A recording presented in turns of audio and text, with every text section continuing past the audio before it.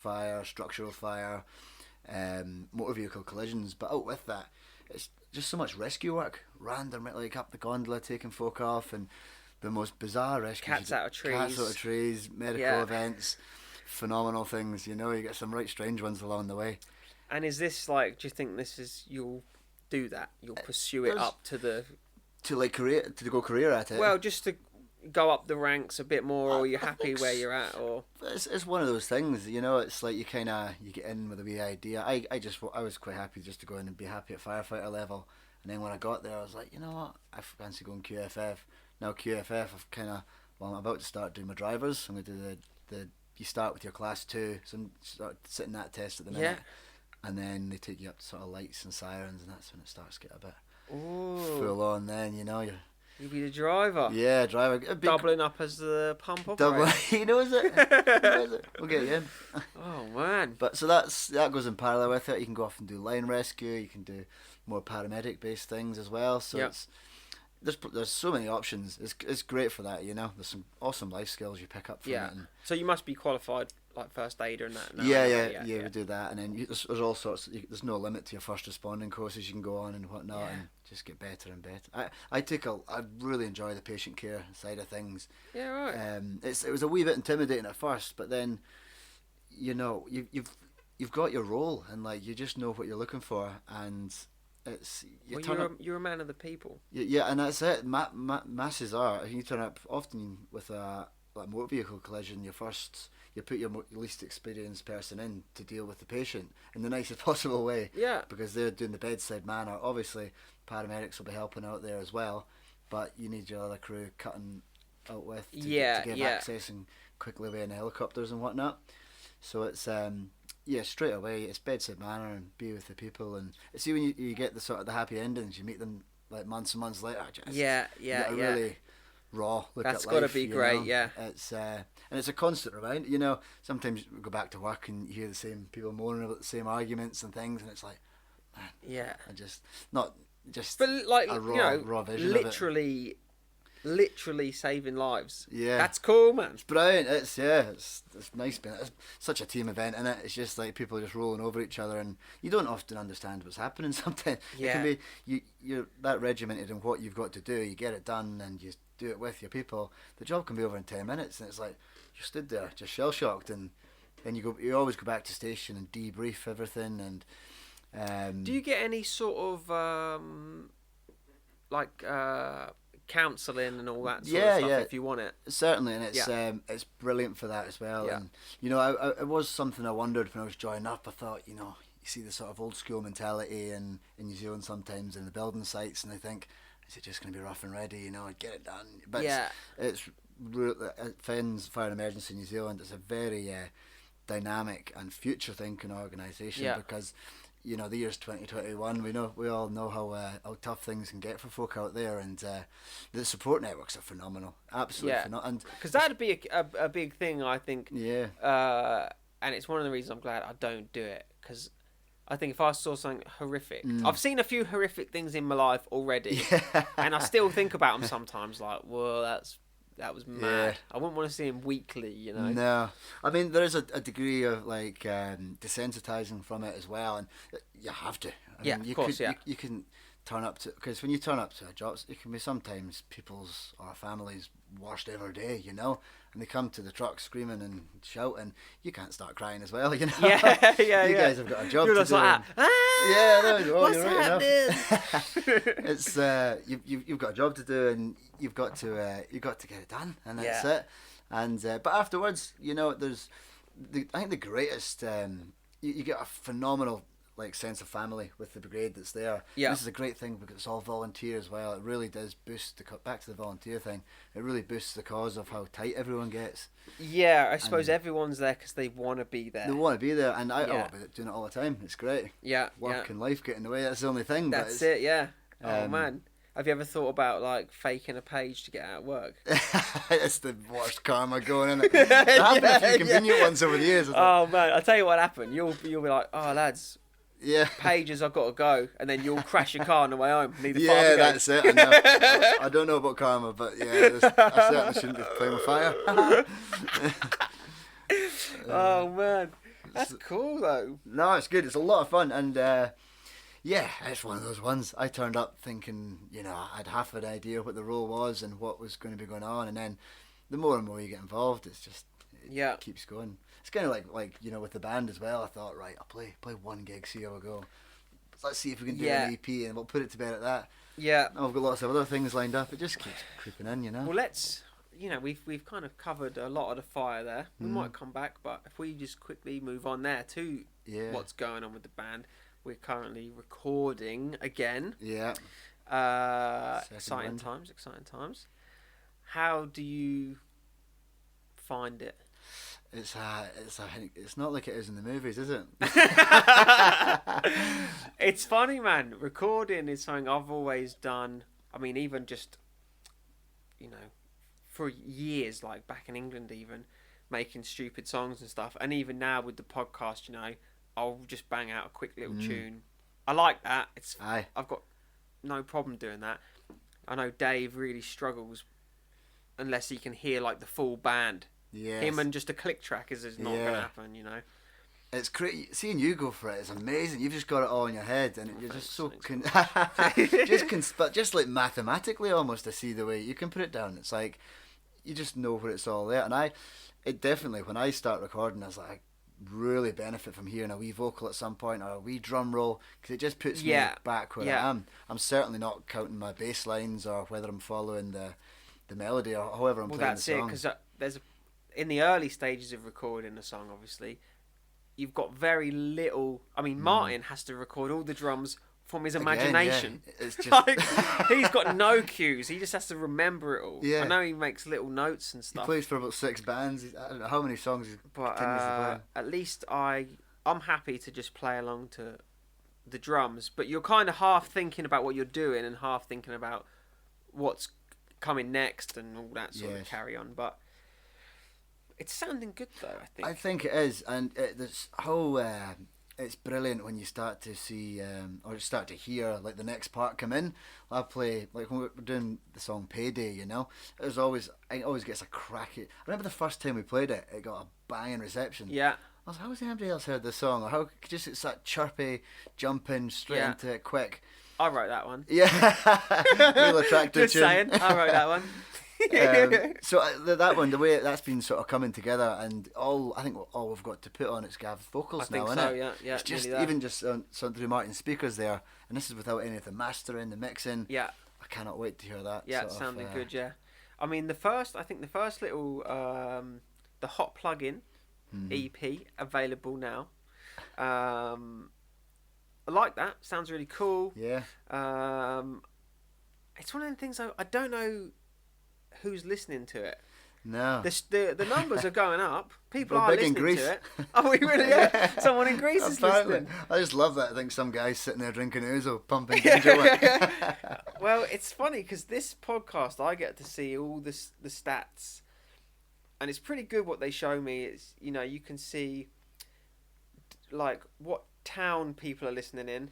And what device, whether it's like on a phone or a computer or a desktop, it goes right down to that. But it's not far away from giving out addresses. But it's funny every now and then because I get a few listens, obviously here, but Auckland, I've got a few mates there, and every now and then there'll be one pop up from like China, or Korea, or Canada, and I'm like, who's this listening? That's our Spotify perk, I guess, though, isn't it? It's it leads you on to listen to more stuff.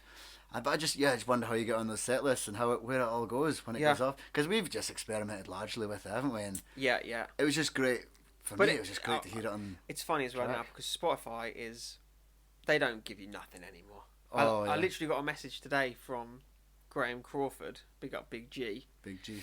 Not his question. He noticed that Wonderwalls had 1 billion streams. Oh, really? So I looked it up. You get 0.03 cents per stream. So they've made 3 million from 1 billion streams. Yeah. It's the return rate is atrocious. That's So if we get 100 streams, is that we get 3 cents? Is that right? Yeah. 0.0. Yeah, we get 3 cents if we get 100 streams. They just know they've got the monopoly now, though, isn't it? Or is it? It might even be. might be 0.03. It might be 1,000. I think it might be 1,000. Oh no, it was about $2, $3 for 1,000 streams. Oh yeah. We ain't even hit 1,000 yet. We'll go hungry this week, Yeah. I think. Yeah. Oh man. But yeah, recording that, it's been a lot of fun. It's frustrating. Like, it takes a. Do you know what the most frustrating thing I think is? That sometimes it's songs we've been playing for a couple of years, and then as soon as you come to record it, you go, "Oh wait a minute, that doesn't go with that guitar." And it's like, wow. Yeah. Just blows your mind, and then you're trying to get it and right also in the time frame. You're hearing a 3-minute song 30 times. Yeah, it's exhausting, isn't it? It's just on a loop. Do it again, and you start to actually, I think, lose focus of the actual song. Certainly, you just lose. You start looking at it as like an equation or whatever. Yeah. You know, it's like it loses its like. I mean, I like things. You know, you got obviously be in time. Yeah. But I'm sort of the thing of like to a degree. Yeah. I like a little bit of like, oh, there's a bit of a screech there, and a bit of mystery. yeah, a bit of like, I don't know, just a bit of someone drops live a bottle music in the background. It's flow. there. Yeah. If it's too clinical, it sounds too digital, and then it's like you might as well be Drake. Yeah. Do you know what I mean? It's like that's it, isn't it? It's background noises are great. You know, all the little words here and there, sort of catch bit. some I like scandalous things. A couple of little guitar bits are slightly off time, and there's especially on older recordings you get that. Yes. And I love that when you hear a little. There's a song, man. Don't know. Oh, there we go. But there's a song, man, and there's a little like 2-bar gap, and you can hear like ding ding ding. You know, you can hear the metronome in the back. Is that what it and is? they've left it in, and I'm like, brilliant. How long have metronomes been in the go? Have they been in the go forever? Yeah. They do help a bit. But they obviously like the new digital ones. Fairly recent. They used to literally have. You ever seen them old manual metronomes? Yeah, that's they the would one. have just had Right. one of them. I Didn't would click. have That's thought. what it was. But yeah, it's an art, I think, playing to the click track. Certainly. No, it's going to be, and that's why we're doing the recording. You know, I think we all have the feeling we just kind of want to get it done because the song's been playing for a bit. Because when you have them there, it's fantastic, taking them to other venues, etc. But yeah, I don't know. I think we got the Danger Wank tour coming up. I didn't know if we were talking about that yet or not. I nearly dropped it in. Cat's out the bag now. Cat's out the bag. I tell you, it's great how it's taken. It's gathering a bit of steam, isn't it? Yeah. You know, we've got some decent venues lined up now. So, well, yeah, we're touring. So, anyone who's got free time over the summer, we're touring. Come along. That's it. We're hitting all the big ones. Dunedin, Christchurch, Wellington, Napier, Tauranga, Auckland. Oh, where's after that? Are we going like Raglan? Are we going Raglan? Yeah, I think we're going there. We've not lined a gig up there yet. We're toying with Tikaka, Hokitika, and then the Big Mama Homecoming. Oh, that's right. Yeah, I'm gonna make a radio ad. You know, Danger Wank on tour, Christchurch, Auckland. Danger Wank coming to a town near you. It's going to be scandalous, isn't it? It's going to be a lot of driving. It's going to be a lot of driving. Do you know what we should do? Like a before and after podcast as well. Oh man, yeah. It's going to be chaos. There's going to be some stories coming from that. Do you know, I went on a little tour with my old band Eddie Leatherhead. Oh yes. Just a few up the West Coast Fever we called it. And Emmett basically organised the whole thing. One night, I'm getting messages coming here, trying to bloody gav. Oh yeah, we went to a bar up the West Coast it was either Franz Joseph or somewhere like that. Yeah. Did the gig in the pub, great. There's like a small little backpacker nightclub there called the Rainforest Bar. Oh, I think probably Franz Joseph, is it? I think it might be. If it's not, it's Fox Glacier or whatever that town's called. Yeah. Anyway, the guy actually in the hostel who was putting us up had a limo, a big stretch Hummer limo, and he's like, "Do you want to ride to the gig in it?" And it's like, it's one street away. Yeah, the limo's only nearly one the length street of the street, you know. But we got a limo ride down there, Brilliant. did the gig, went to this little club afterwards, and it was pretty dead in there, you know. We'd finished the gig, so it was already like 1 o'clock when we got there. Everyone was wreck. Anyway, this girl, I'm at the bar, I'm getting a glass of water. This girl's come up to me. She was like a little bit, I'm going to say, All right. rotund. Can I say that? Yeah. Nothing wrong with being rotund if you're rotund. I'm just describing her. That's what she was Listeners like. will understand. She had this big polka dot dress on, and she's like, "What are you drinking?" And I was like, "Water." She's like, "Bullshit." And I was like, "Nah, it's water." She's like, "Let me try." And I was like, "All right." Like, because you know, at the end of the bar, they give all the free water out. I just gave her the glass. I'm like, "Oh, I'll just make another one." But it had a straw in it. Oh, yeah. She has taken a sip of it, and she has eye contacted me the whole sip, you know, sucking on the straw, looking me in the eyes. And I was like, "See, told ya." She's like, "Yeah, what are you drinking that for?" And anyway, I was like, "I'm out of here." Yeah. I went outside. They had a big outdoor fire. I'm there. About 15 minutes later, Emmett comes over, and he's like, "Man, this mad girl just took my drink out of my hand and stared at me the whole time she drank." I was like, "Polka dot dress." Yeah. Yeah. I was like, "Oh my god." So like, that was like first night of the tour. Is that her just being a really tight backpacker, just sculling free She drinks? was either sculling free drinks or she was out to, you know, That's pretty bed hectic, isn't it? a Imagine member that. of a band. But yeah, after that we sort of hit a lot of rural towns, and when the rural folk come out, man, it goes mental. Yeah. We played in the Saddle, and they've got all these like Saddle. Where's that? Is that in? No, Hast. That's Fox, I think. Oh yeah. What's the one in Hast It called? might be the France. These two stories are like one or the other towns. Yeah. I can't remember, but they've got all these like, you know, old horse riding saddles around the place, whatever. There's like a little dividing wall it's like a sort of waist high wall that goes through the restaurant, and there's a load of saddles over it. We're about 4 songs in, and there's 2 lads completely naked on the saddles, like, woo, you know? Farmer wants a wife. I was like, whoa, this place is mad. There's a guy smoking a big spliff at the bar, and I was like, "What are you doing with that?" And he went, "There's 2 cops in like the 40k radius. It's fine." I was like, "All right, cool," you know. Probably either side of the bar. Yeah, oh Still man. not bothered. Madness up there though. It really like. Yeah. West Coast, do what you want. Did you ever rugged up there? Did you get as far as Westport? Nah. That's a shocking place up there. Westport, I think they call it. Right, yeah. Yes. I don't think I've ever terrible. been there actually, Westport. So on this, it'd be interesting to see if we do get to Takaka. That's a gorgeous little spot up there. You know, Golden Bay. Not been. But bloody nice. A couple of bars that they go off. They'd be Yeah. phenomenal. Martin's keen to do the muscle in. That'd be a big one. Right, yeah. But yeah, I mean, so the tour, it's going to be a hell of a laugh, isn't it? It's going to be, I wonder how the dynamics, I wonder what transport will end up arranging. It's just all getting planned as we go. It's going to be... Dave's done brilliant, isn't he? He's done well. Dave Walker again. Dave Walker again. Representing. The man who walked the marathon. Dave Walker. Yeah, he's actually done well on that. Good organisational skills. Yeah, pulling some of the... Because there's some cracking event. Like, I really fancy that Paisley stage one, so Dave reckons it's looking good for that as well. Okay. So that'd be a brilliant venue to play that. Oh man, I'm hoping, because we're planning on doing this tour over the Christmas 2-week break from like Boxing Day onwards, really, isn't it? Pretty much, yeah. You know, with COVID and that, no one can go anywhere, so everyone's going to be holidaying within New Zealand. Aye. So I'm hoping at least at almost every venue there'll be some mate, there'll be shows up local to vibe, somewhere. Yeah. But you know, in New Zealand, we're quite connected with a lot of folk living around the country as well. You know, I think it'll. You know, we'll go up there with Myra and Crazy Ben. They're gagging for it as well. It's right, brilliant out on the farm there.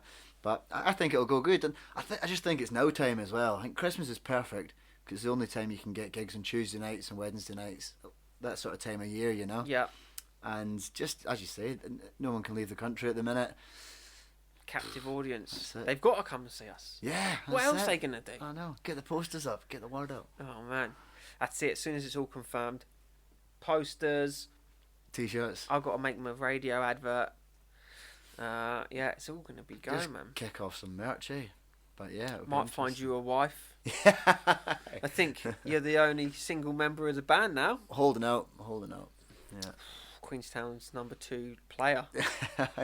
Who's number 1? You. No, I hung my boots long ago. Long ago. Yeah. No. I mean, I'll look at applications. They can just Yeah. leave them on my desk there. So, hey, go. I've seen you checking out the hair. Yeah. I can see that. Did I mention I'm in a band? Yeah.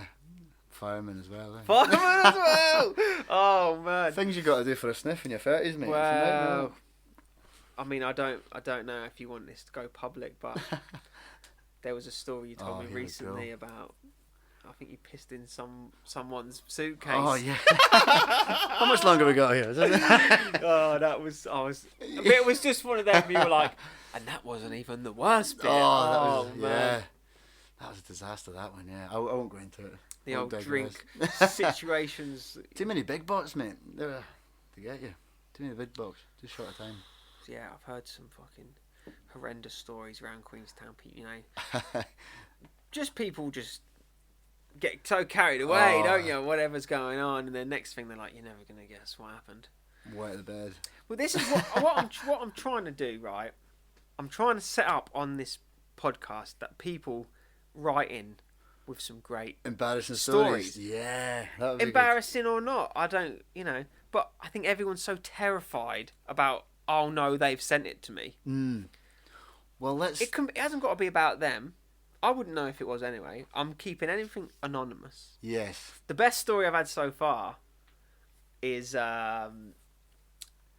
again from Dave Walker, and I wanted to get him on to tell it because it's way funny when he tells it. But maybe I will. I think I'll leave it. Leave it for him. Little teaser there, like, ooh, what's coming?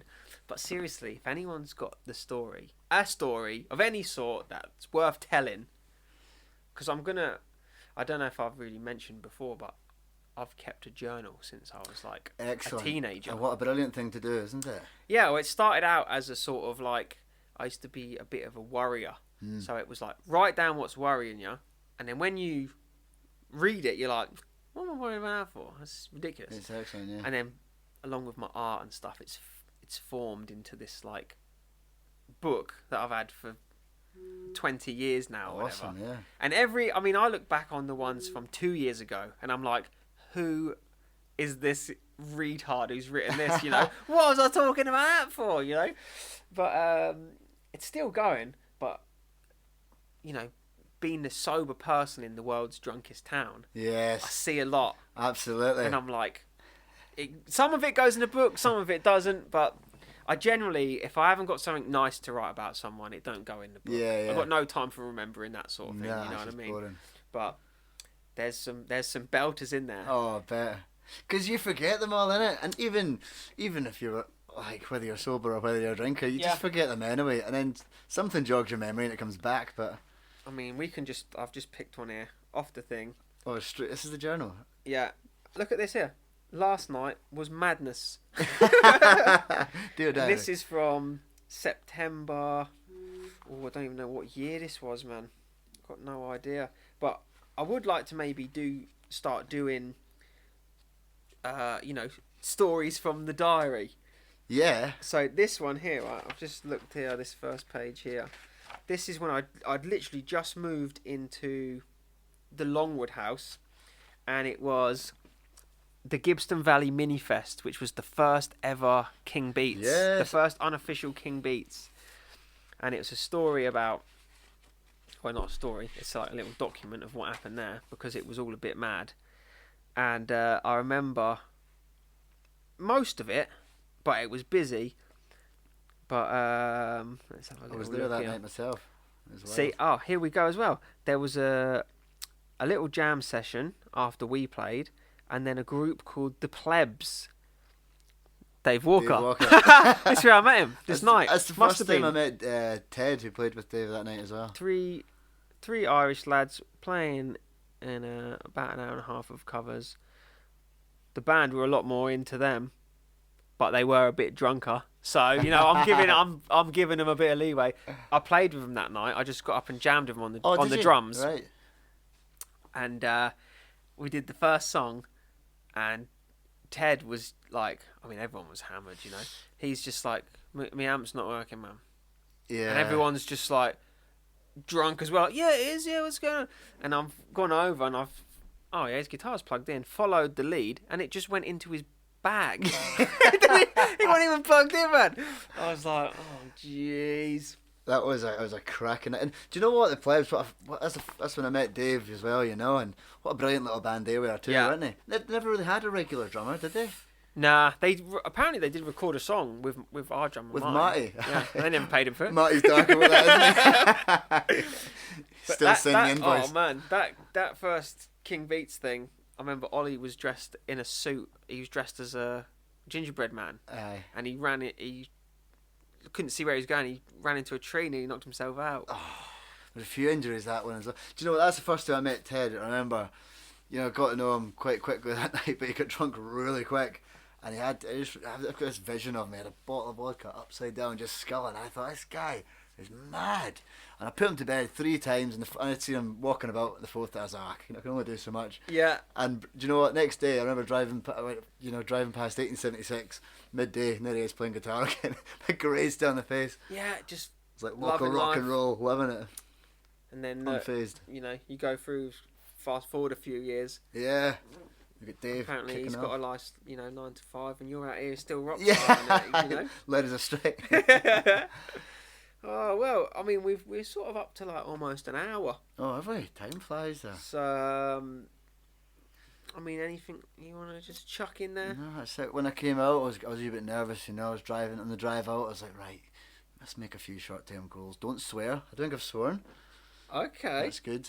The second one was not throw anyone under the bus. I don't think I've thrown anyone under the bus. And the third one, I was going to buy some biscuits. 2 or 3 ain't bad. I've already got biscuits. Yeah, don't you worry. Scotch finger. Yeah, it's a tough one with the podcasting because you don't want to talk about someone who doesn't want to be talked about. Yeah, sometimes. that's it. It's like that's why I just do the stupid songs and stuff. They're brilliant. Yeah, it's just. I tell you, we're not spoken about that. Some of the songs are wicked, eh? What was that one? Because I was working Saturday morning there, and I thought I'm well behind with Crumpy's podcast.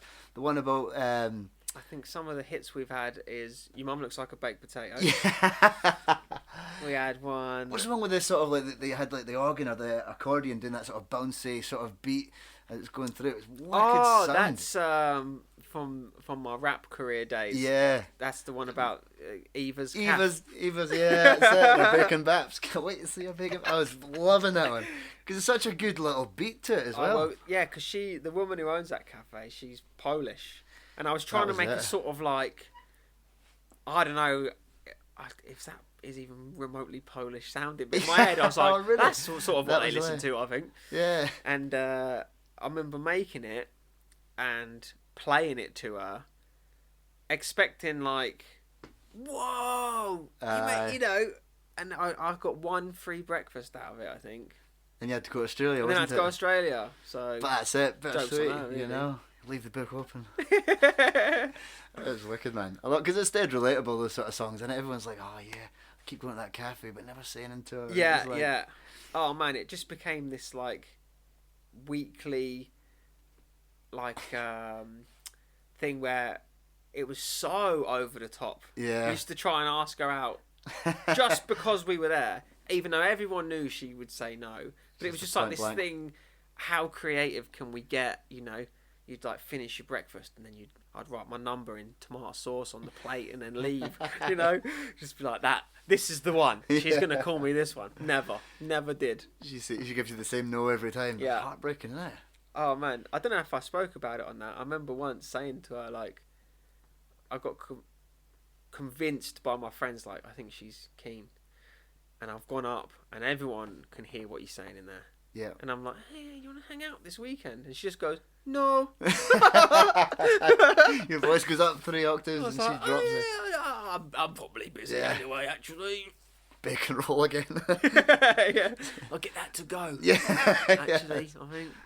Yeah. Oh, man. But yeah, it's so funny as well because my dad has always written these like stupid little guitar tunes and whatever. Now he's doing all his mad poems and that. Yeah, that's great.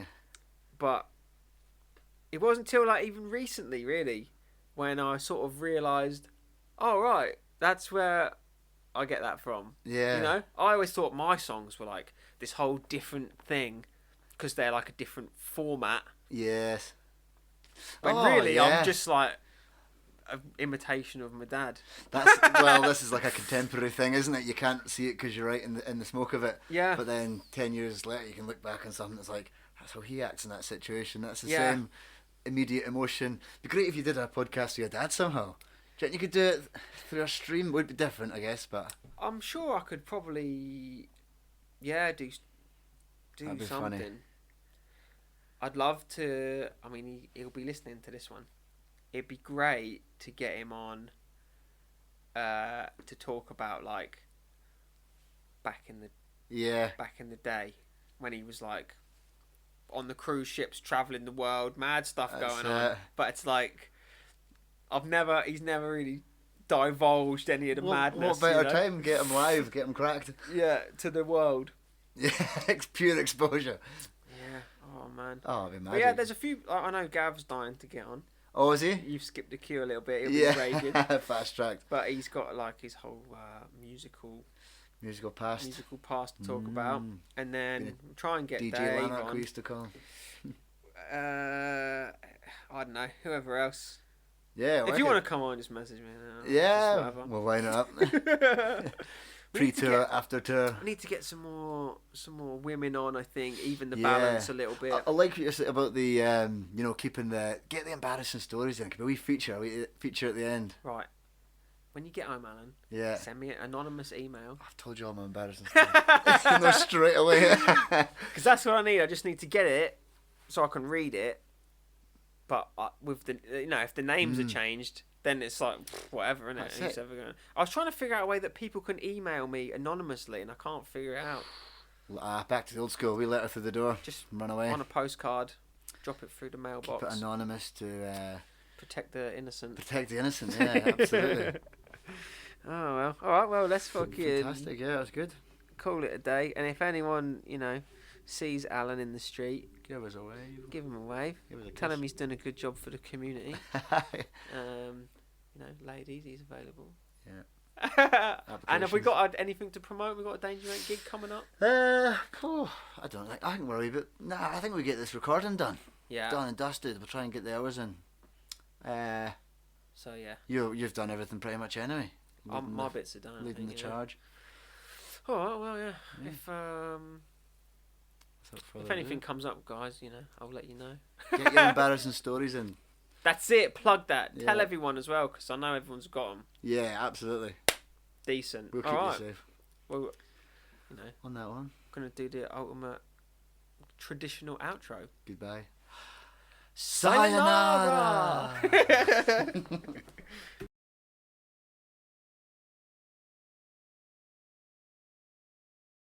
Fire, structural fire.